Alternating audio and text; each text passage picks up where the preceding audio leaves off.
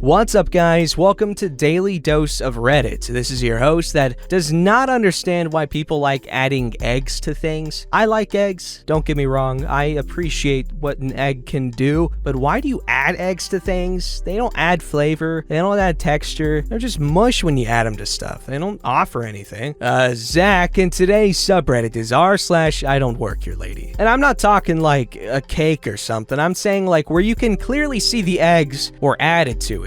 Situations like that, it's usually breakfast food, but like, why? I get that there's protein in eggs. Maybe it's a thing where like, oh, at least it'll fill me up a little bit better. Sure, but like, couldn't you, I don't know, if you have the option, sure, eggs are healthier than like sausage or beef, but like, wouldn't you rather have that in your food? Alright, so first up, we have a really long story called Ethical Irony. I don't know what makes it ethical, and I don't know what irony would be unethical, but here we have Ethical Irony. I found this Reddit via YouTube, and I have been lurking anonymously for a while now. I understand the rule about no politics, and politics really doesn't play a factor here, except to perhaps shed a bit of light on the swampy nature of the swamp. A sufficient time has passed now, over 30 years, that this tale won't compromise anyone's identity nor touch on any politics of the current day, except perhaps to show that the swamp is still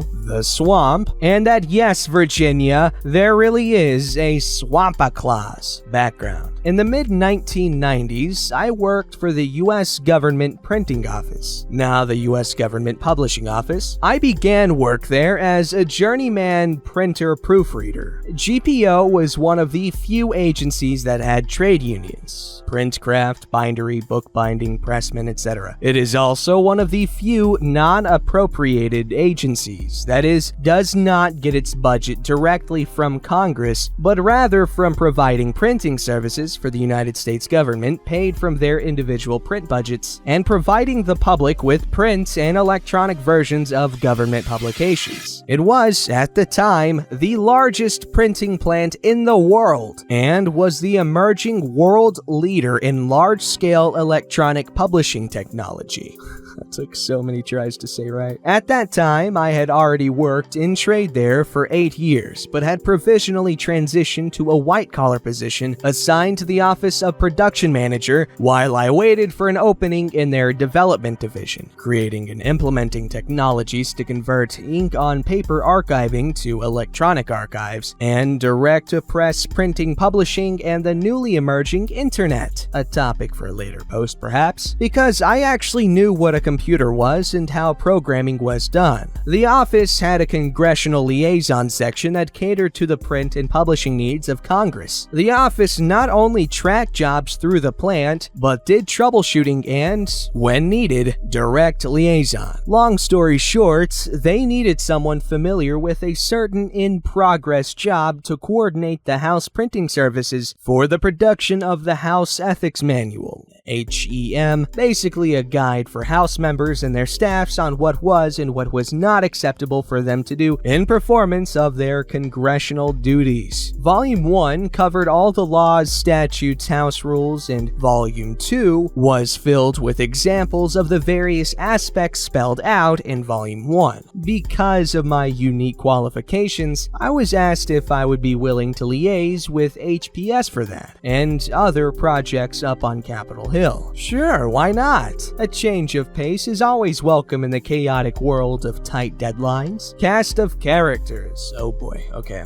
There's ethically challenged entitled lawyer. I'm gonna do the voices later because I don't know what's going on here. Who is the chief of staff of the House of Ethics community. There's the House printing director. Okay guy, but too much under the thumb of the politics of his environment.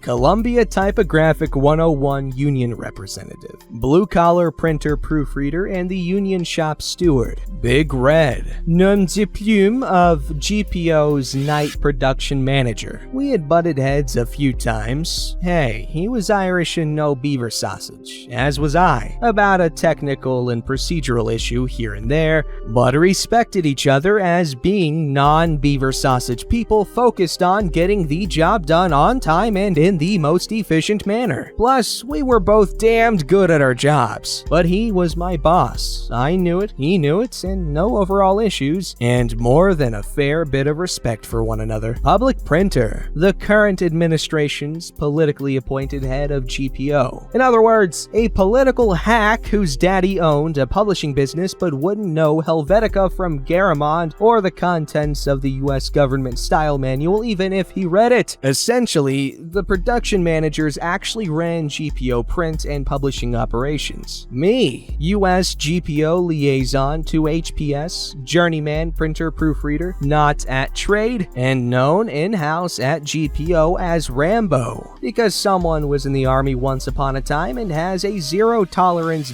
beaver sausage meter and a shorter fuse when push comes to shove, but always within the letter of the law. But basically, don't beaver sausage him or try to intimidate him. You won't like where it goes because he gives exactly 0 F's about politics and brown noses. Ethics Part 1. Battle of Blunderhill.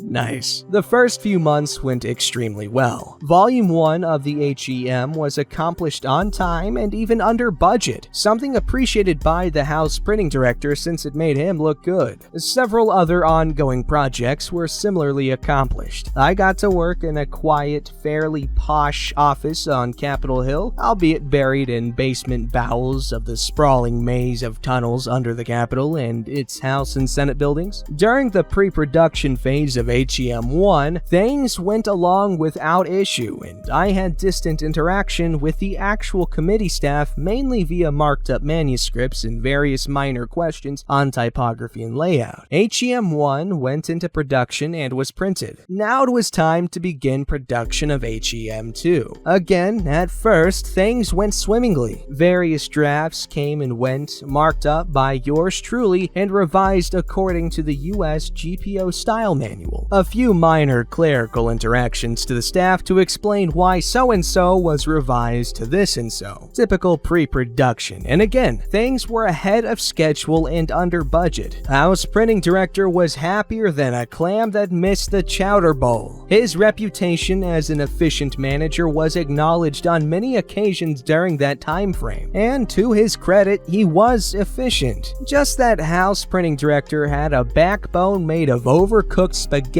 At some point, unknown to me, Eel, or the entitled lawyer who I'm gonna call Eel because she's supposed to be slimy, Eel had interjected herself in the pre-production process. She decided that her JD qualified her as an expert in book design, layout, and typography. The page proofs were returned with scrawled notes and a sample that looked like it had been clipped from Cosmopolitan. It should be noted that there are proper annotations used by printers and proofreaders for copy markup, none of which were used. The textual changes I implemented post-haste, but the page proofs were returned in typical GPO style, in layout and typography. Again, the proofs were returned with a note scrawled with red marker across the cover page. Use previous style, and a scrawled set of initials. The actual manuscript was pretty clean at this point, so very little was needed to prepare a new set of proofs. I scrawled previous style, not GPO compliant on the cover page and sent it off. The next morning went south faster than a goose in winter with its tail on fire. I was sitting at my terminal, sipping my morning coffee and reviewing the day's schedule when I was rudely interrupted. Hold up! Non-professional invective removed. Do you think you are? As I feel my house ID torn from the cardigan I had over my shirt and tie. The office was always chilly. I know exactly who I am, as I looked up to appraise a furious-faced shrew who was clutching at my torn-off ID badge and was bending to thrust her face uncomfortably near mine. And you are? The last given in a rather frosty tone, as A, I was not yet done with my morning coffee. Priorities, right?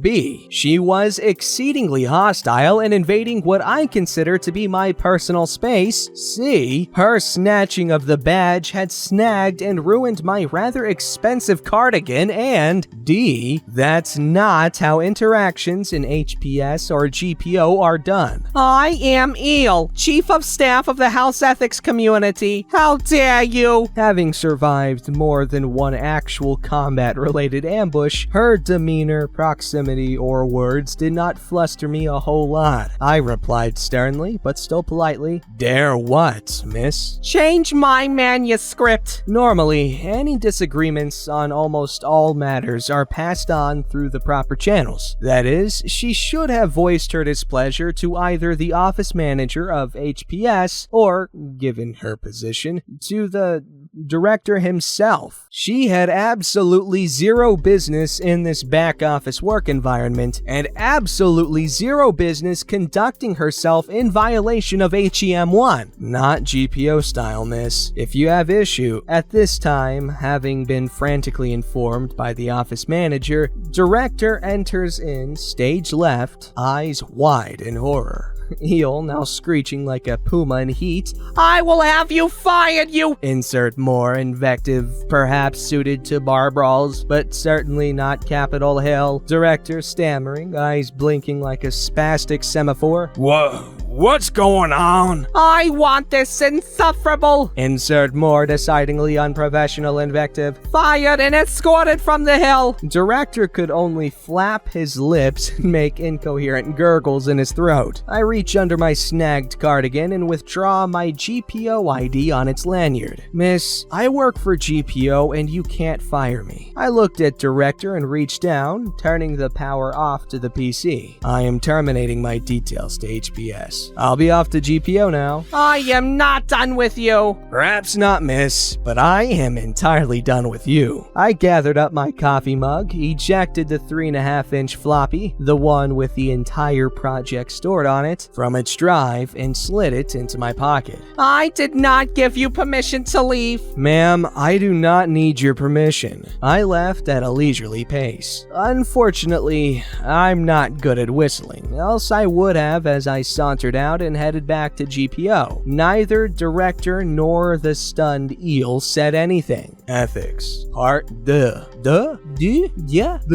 Rise of Rambo. I walked back to GPO from Capitol Hill. It's a bit of a walk, but it was a pleasant spring day and I wanted Eel to vent to whoever back at GPO. I didn't really relish the prospect, but I was not overly concerned. First, not only was I protected by the rules and regulations of the civil service, but I was also a union member and I had all the protections built into the contract between GPO and its various unions. It once took 5 years to fire a typesetter who showed up drunk every night and slept it off during his linotype machine. News can travel fast sometimes in government, particularly from the high and mighty to some political appointee. Bad news travels even faster, so I knew as I trekked back to GPO that some version of what happened would have already been relayed from HPS or House Ethics Committee to GPO. C'est la vie, c'est la guerre. Guerre. I arrived back at GPO and went to my desk, and sure enough, there was a note telling me to report immediately to PP's office. PP is public printer, by the way. There was also a bevy of urgent emails saying pretty much the same thing. First, I sauntered over to the proof room and gathered up Columbia and clued him into what was going on. He laughed and shook his head and made some remark about Rambo on the hill. I laughed. Next, we went over to production and, somewhat surprised, found Big Red still there. His night shift was long over at this point, but good. "Hey, Red, there's gonna be a excrement show in the public printer's office. You might want to come." "Uh-oh, what the F have you done now, Rambo?" Yes, he actually used that rather than my name. Reputation is an awesome thing, I explained. "Well, F me, you poked the damned bear." With a 2x4, I had to laugh. as did Columbia, because Red had to suppress a grin and give me his official manager glare of disapproval at the same time. We arrived in short order on the top floor. On the way up, Big Red had made clear that he would take charge and that I and Columbia would only add what the situation needed. Both Columbia and I were fine with that. Big Red announced that the public printer was expecting us to the receptionist. She buzzed her boss and we were admitted without delay. Public printer, pacing agitatedly behind his desk. I have been on the phone with Eel. I will not allow such conduct by anyone in this agency. Do you care to explain yourself? By all accounts, public printer, Eel stepped out of bounds. He was a looming figure and had his arms folded across his rather substantial chest and had his big red "don't F with me" scowl etched in his face. Public printer ignored Big Red and attempted to intimidate me with a hard-eyed glare. Something rather akin to a stuffed panda bear toy that had feasted on lemons. You will write an official apology to Eel before the close of business and submit it to me for review. Columbia elbows me and answers. He will not. The union would like to file a formal grievance for an assault by a congressional staff member against a brother of our union. Big Red was really pissed off because the public printer had bypassed his role as my superior. Red was a stickler for chain of command. He uses public printer's first name in a rather disdainful manner. You need to hear OP's account before dictating things like that to my people. Told ya. Big Red is a no-nonsense hard-ass, and that hard-assery extends up and down the chain. I give a concise recount of events. That is not how she and Director relayed the events. I am back at GPO now and don't need to use public face niceties. I don't give a rat's ass what that piece of sashimi Ivy League lawyer said, or whatever Director chimed in with while licking her boots. That is what happened. It's as Big Red and Columbia said. They will officially apologize to me in writing and remunerate me the cost of a new cardigan. I gesture to my ruined cardigan. If they do not, Columbia will lodge a formal complaint via the union, and I will file a formal complaint through civil service. Is that all? Public printer was blinking while Big Red gives me a scowl. You and Columbia may leave. I'll discuss the matter with Big Red. A week or so later, I did receive an official apology from the Chief of Staff of the House Ethics Community, and my next paycheck included an incidental expenses amount to cover the cost of the cardigan that had obviously been knitted by alien fairies on Mars, judging by the amount. Word went through the plant. GPO had more than 4,000 employees back then, and the legend of Rambo grew beyond even the bounds of EPD, the Electronic Print Division. Note: also, HEM2 was published on time and on budget following GPO style. I understand but cannot confirm that a memo was circulated to the staffs of the various committees about interactions with other federal agencies, including the GPO. By then, I was in the development division and working graveyard shift. Big Red would shake his head at me from time to time when we passed in the hall. Wow. Okay, so that was a whole lot of stuff. But let's break down everything that happened in the story, okay? So he's just doing his thing. Lady throws a hissy fit, destroys his cardigan, and then she tries to get him in trouble, and then victory, switcheroony, and all that jazz. Not a lot happened here, but there was so much information, and I know a lot more about the government printing office, U.S. government printing office, or publishing office, or whatever the hell it's called, than I did when I began. I didn't even know that was a thing. Alright, this story's called Entitled Karen Pushes Me to the Ground Over a Free Drink. So I, a 14-year-old female, work part-time at a friend's parents' store, so I get to hang out with my friend, and they get an extra employee. I usually love it. They are really friendly, and I feel like I am part of the family almost. However, today, I had my first interaction with a Karen. She came into the store, and for this week, they were raising raising money for charity, so whenever you buy a sandwich, you get a free drink if you donate anything. So Karen came in and grabbed a sandwich and a phone cable. I scanned both and tried to let her know about our drink deal, but she just sighed and the conversation went like this. Look, little girl, I am a regular. I think I would know if there was a deal going on, don't ya? Trying my best to be polite. Yes, ma'am. However, it is only on for this week, so unless you came in yesterday, today was Tuesday, you would be unaware of this offer. She rolled her eyes and hissed. How dare you talk back to me? Get me a manager! At this point, my friend's mom has heard my situation and came out to help me. May I help you, ma'am? This little girl is trying to tell me about some silly offer you probably don't even do. Which offer was it? Donate for a free drink. If you donate, it's not free! Please lower your voice, ma'am, or I will have to ask you to leave. Fine! Keep your sucky sandwich! She throws her sandwich and charger on the floor. I bend down to pick it up. This kid's assaulting me! And she pushes me to the ground before running out. I was fine, just a little shaken up, but really, all I did was offer her a free drink if she donates. People are confusing. That is a nice offer. And yeah, it is free in the sense that the store is not necessarily getting anything monetary out of it. So yeah, it's free for them. What are the benefits of doing something like that? Because if you donate something to the store, okay, that store then donates that to the thing. And so it's as if the store's donating it, right? So that's one of the things they get. And if you donate stuff, at least at a large enough scale, it results in what, tax write-offs? I don't even know what that means. Don't forget to like, subscribe, and hit that bell to never miss an episode.